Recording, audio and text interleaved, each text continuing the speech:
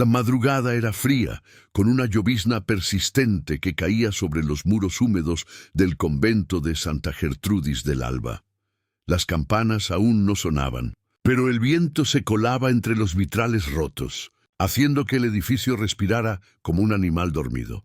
La hermana portera, Sor Matilde, escuchó algo distinto al ulular del viento, un llanto débil, casi humano, proveniente del atrio. Tomó un farol y abrió la pesada puerta de roble. Allí, sobre los escalones de piedra, había una canasta envuelta en una manta empapada. Dentro, una bebé. Temblaba y lloraba con fuerza, como si supiera que el mundo la había abandonado. Sor Matilde miró a los costados, pero no había nadie. Solo la oscuridad. En la esquina de la manta, bordado con hilo dorado, se distinguía un fragmento de escudo, un león con alas. Alguien lo había cortado a medias, como queriendo borrar su origen. «Pobre criatura», susurró la monja. «Ni el cielo te reclamó esta noche». La llevó al interior, al calor del claustro. La bebé dejó de llorar al instante, como si el silencio del convento le resultara familiar. Las hermanas se reunieron alrededor, curiosas. «¿Quién la dejó?», preguntó una. «Nadie sabe», respondió Sor Matilde, «pero no tiene culpa de nada». La madre superiora, Sor Jacinta del Dolor, observó en silencio. Era una mujer alta, con el rostro seco como un pergamino y unos ojos duros, incapaces de ternura. «Dios la envía a nosotras», dijo finalmente. «Se criará aquí, servirá al Señor y aprenderá el silencio». Y así fue como la niña sin nombre se convirtió en Isabel de los Ángeles, aunque entre murmullos las hermanas la llamaban la hija del silencio. Creció entre paredes frías y rezos interminables. Desde pequeña aprendió a barrer, bordar y copiar salmos con letra perfecta.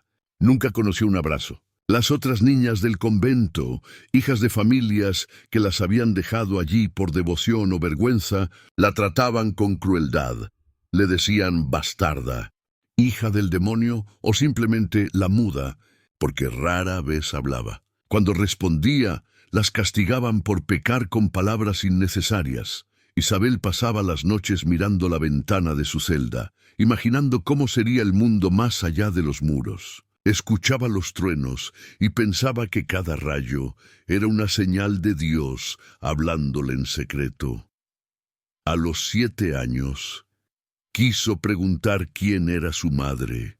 Lo hizo durante una lección de catecismo. «Madre, todas las mujeres pueden tener hijos», dijo con inocencia. Sor Jacinta la miró con frialdad. «Sí, hija, pero no todas merecen conservarlos». Las risas contenidas de las otras niñas le perforaron el alma. Esa noche, Isabel fue castigada con oración de rodillas durante 3 horas frente al altar, sin moverse ni cerrar los ojos.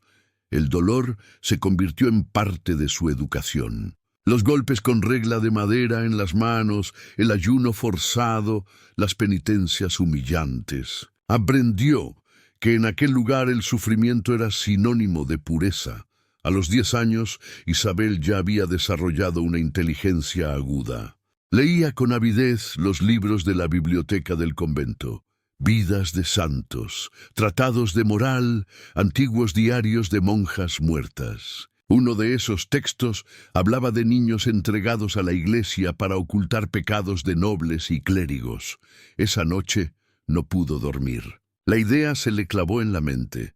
¿Y si yo soy una de esas hijas escondidas? Cuando se lo insinuó a una de las hermanas mayores, recibió una bofetada. «No cuestiones el designio de Dios», gritó Sor Jacinta. «Fuiste abandonada porque naciste manchada. Agradece tener techo y pan». Isabel no respondió. Solo bajó la mirada, pero dentro de sí algo se encendió. Una chispa de orgullo que ni el miedo ni los rezos pudieron apagar. El convento era un lugar de sombras. En las noches, los pasillos resonaban con pasos que nadie daba. Las velas se apagaban sin viento. Las novicias decían que eran las almas de las madres castigadas, pero Isabel creía que eran las voces de las mujeres que habían sufrido en silencio. Una madrugada, mientras ayudaba a limpiar el refectorio, Escuchó a las monjas hablar, sin saber que ella las oía. «Esa niña no debería estar aquí», decía una voz. «Dicen que su madre fue una dama de sangre alta», respondió otra. «La abandonó por vergüenza». «¿Y su padre?», dijo una tercera bajando la voz. «Su padre lleva sotana». Isabel dejó caer el balde. El ruido hizo eco en el corredor, pero nadie salió a buscarla. Corrió a su celda y se encerró temblando. Su padre lleva sotana. Las palabras giraban en su mente como cuchillos. Con el tiempo su carácter se volvió más reservado. No respondía a los insultos. No lloraba. Pero a veces, en las madrugadas, se levantaba para rezar frente al crucifijo y murmuraba entre dientes: «Si tengo pecado, no fue mío». A los 12 años, Sor Jacinta empezó a mostrar una fijación extraña con ella. La vigilaba, la reprendía por todo, le buscaba errores que no existían. En ocasiones la llamaba a su celda para revisar su comportamiento espiritual. Isabel salía siempre con los ojos húmedos, pero jamás contaba lo que pasaba. Un día, la Madre Superiora la acusó de mirar a los hombres por la ventana, una falta gravísima, y la castigó con reclusión de 3 días sin alimento. Cuando Sor Matilde, la portera que la había encontrado siendo bebé, intentó defenderla, Jacinta la silenció con una mirada. «Esa niña trae el mal en la sangre», dijo. «No es como nosotras». Durante el encierro, Isabel escuchó algo que cambiaría su destino. En el pasillo, Sor Matilde rezaba en voz baja, pero entre los rezos susurró: «Perdona a tu madre, hija mía. Ella no tuvo elección». Isabel se quedó inmóvil. ¿Cómo podía saberlo? ¿Qué sabía que ella no? Cuando la liberaron del castigo, buscó a Sor Matilde. La anciana le confesó lo poco que sabía. «Te dejaron en el atrio con una manta muy fina y una carta», pero Sor Jacinta la escondió. Dijo que era mejor no saber de dónde venías. Isabel sintió que el corazón se le partía en dos. Una carta. Su verdad encerrada por más de una década. Esa noche juró encontrarla, aunque tuviera que romper cada voto y cada norma del convento. Y mientras el reloj marcaba la medianoche, Isabel se arrodilló ante la Virgen del claustro y murmuró: «Si me hicieron nacer en el silencio, que mi voz lo destruya». El viento sopló, apagando las velas del altar. En la penumbra, los ojos de la estatua parecieron mirarla por primera vez. Las semanas siguientes fueron un tormento de ansiedad para Isabel. Desde la confesión de Sor Matilde no podía pensar en otra cosa. La carta. Su carta. Dormía poco, comía apenas lo suficiente para mantenerse de pie. Durante los rezos, su mente vagaba por los pasillos prohibidos del convento, imaginando el lugar donde la Madre Superiora habría escondido aquel secreto. Cada rincón del convento de Santa Gertrudis del Alba olía a humedad y pecado. Las paredes parecían absorber los susurros. Las noches eran largas y el silencio pesaba tanto que cualquier pensamiento resonaba como un eco dentro del alma. Una tarde, mientras ayudaba a limpiar la sacristía, Isabel notó algo extraño. Detrás del retrato de Santa Margarita había un pequeño hueco en la pared. Lo cubría una capa de polvo y cera derretida. Se acercó con cautela, introdujo los dedos y sintió el roce de un papel. Lo extrajo con manos temblorosas. Era una carta doblada, amarillenta, sellada con un símbolo apenas visible. Un león dorado coronado, grabado con cera roja. Al abrirla, el olor a tiempo y lágrimas le golpeó el rostro. «A quien encuentre a mi hija, perdóname por dejarla. No podía salvarla sin condenarme. Su padre es un hombre poderoso, un servidor de Dios que me negó y me desterró. Guárdenla, cuídenla, pero nunca le digan quién es. Que crezca en silencio, para que no la alcancen sus enemigos». Isabel sintió un nudo en el pecho. La letra era elegante, de una mujer instruida. No era la caligrafía de una campesina ni de una sirvienta. Su madre había sido alguien importante, y su padre alguien peor, un hombre de poder, un hombre de iglesia. Cayó de rodillas, la carta contra el pecho. «¿Por qué me dejaste?», murmuró entre sollozos. porque el silencio fue mi cuna. Esa noche, durante la cena, apenas probó la sopa aguada que servían. La Madre Superiora notó su inquietud. «¿Qué te ocurre, Isabel?», preguntó con su tono suave, pero cargado de amenaza. «Nada, madre», respondió con calma. «No te atrevas a mentirle a Dios», replicó la mujer. «Tienes los ojos de quien oculta algo». Isabel sostuvo su mirada. «¿Y usted, madre?», dijo con voz firme. «¿Nunca ocultó nada?». El comedor se quedó en silencio. Las demás monjas la observaron horrorizadas. Nadie había osado hablarle así a Sor Jacinta en todos sus años de superiora. Jacinta se levantó lentamente.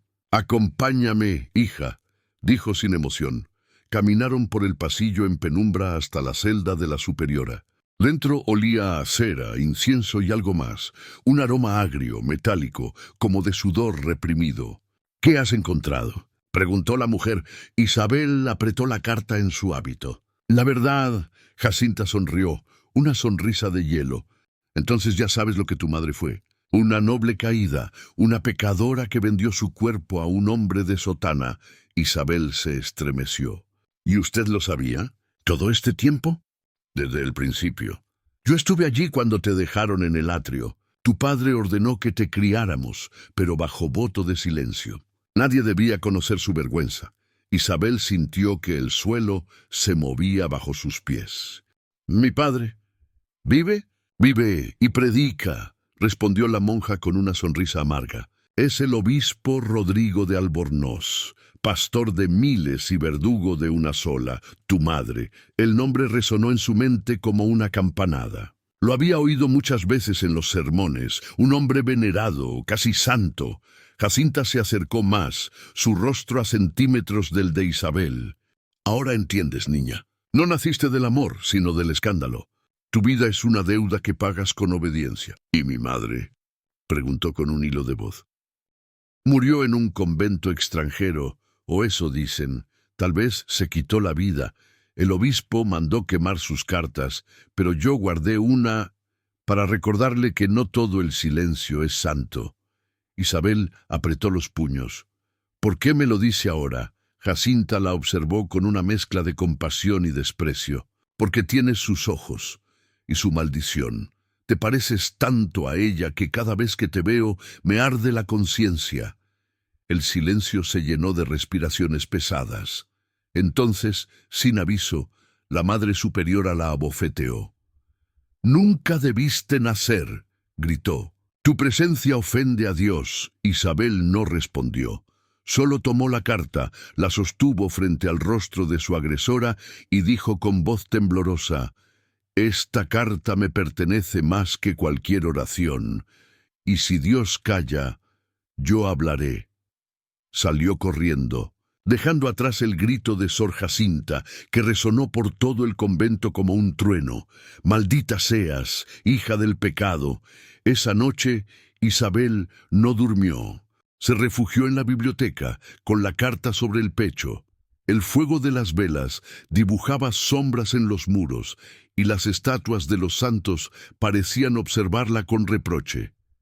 Leyó el texto una y otra vez, hasta memorizar cada palabra. En el fondo, algo ardía dentro de ella. No era rabia, era claridad.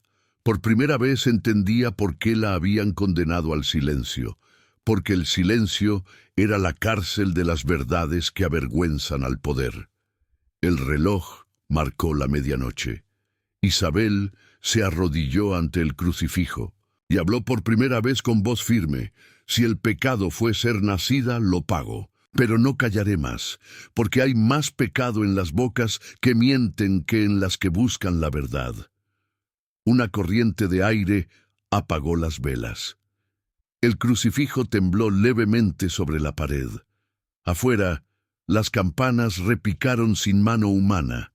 Las demás monjas despertaron sobresaltadas, corriendo hacia el templo. Cuando llegaron, la encontraron de pie frente al altar, con la carta en una mano y los ojos encendidos por una extraña luz. Sor Jacinta intentó acercarse, pero una fuerza invisible la detuvo. «¡Isabel! ¡Basta! ¡No sabes lo que haces!». La joven levantó la vista. Sí sé lo que hago, madre. Estoy rompiendo el voto que ustedes me impusieron, el voto que protegía su vergüenza, no mi alma. El silencio del convento se rompió como un cristal. Las velas se encendieron solas, el órgano tocó un acorde fantasma y el viento sopló con furia dentro de la capilla. Isabel dejó caer la carta en el altar y pronunció su última oración.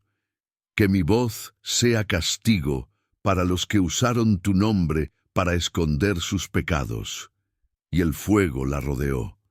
No quemaba su piel, pero sí las sombras que la habían oprimido.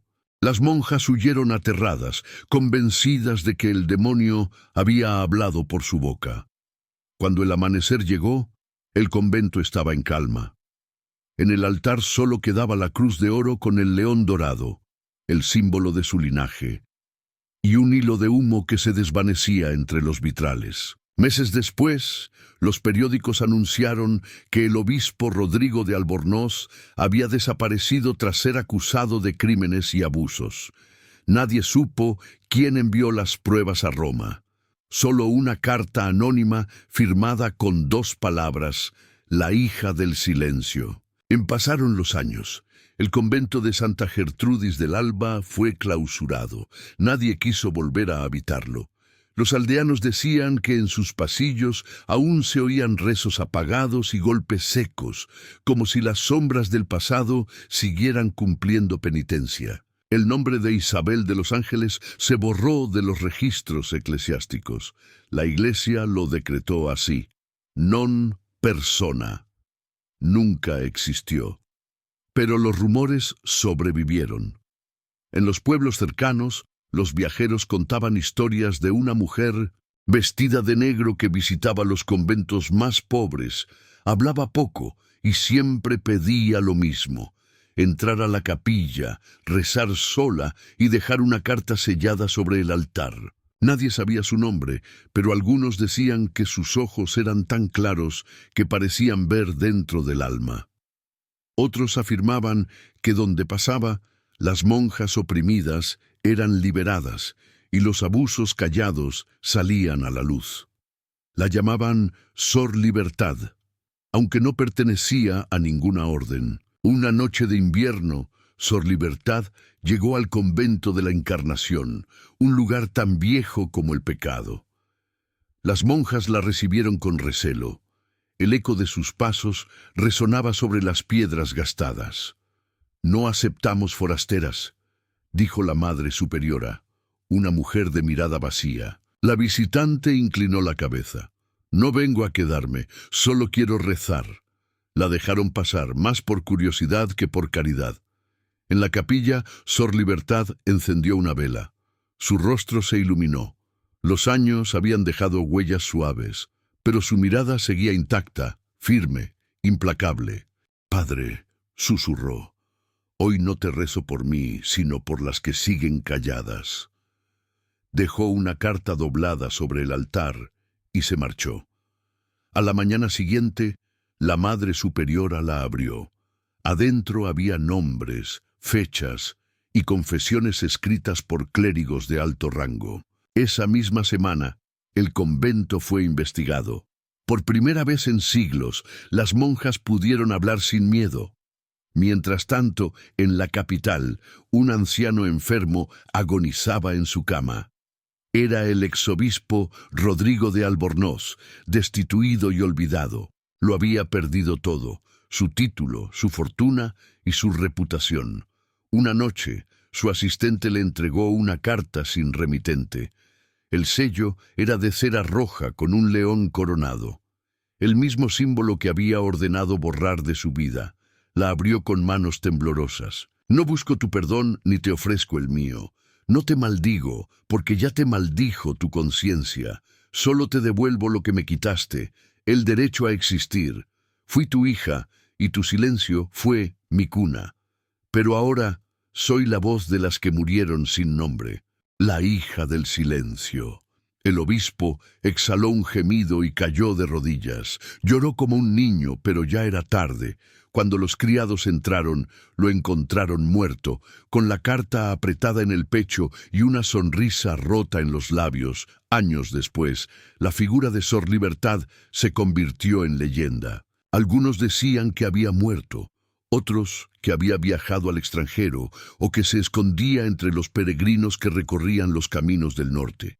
Sin embargo, en cada convento donde se escuchaban lamentos, en cada monasterio donde se castigaba el alma femenina en nombre de la obediencia, aparecía una carta, una vela encendida y una frase escrita con caligrafía perfecta: el silencio también miente. En el valle donde alguna vez se erigió Santa Gertrudis, las ruinas se cubrieron de flores blancas.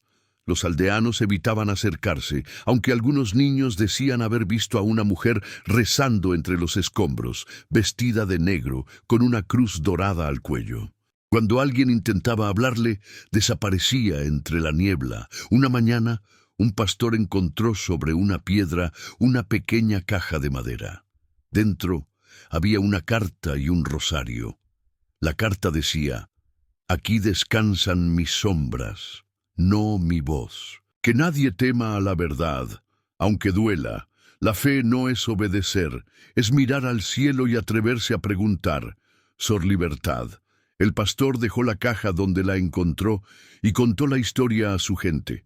Desde entonces, cada año, el 15 de marzo, el día en que se decía que Isabel había nacido, las mujeres del pueblo subían a las ruinas con una vela y rezaban en su honor. No por santidad, sino por gratitud. Con el paso de los siglos, la historia se distorsionó. Algunos decían que era un mito inventado por las novicias rebeldes, otros que fue una mártir borrada por la Iglesia. Pero los registros viejos, los que nadie revisa, aún guardan rastros de su paso.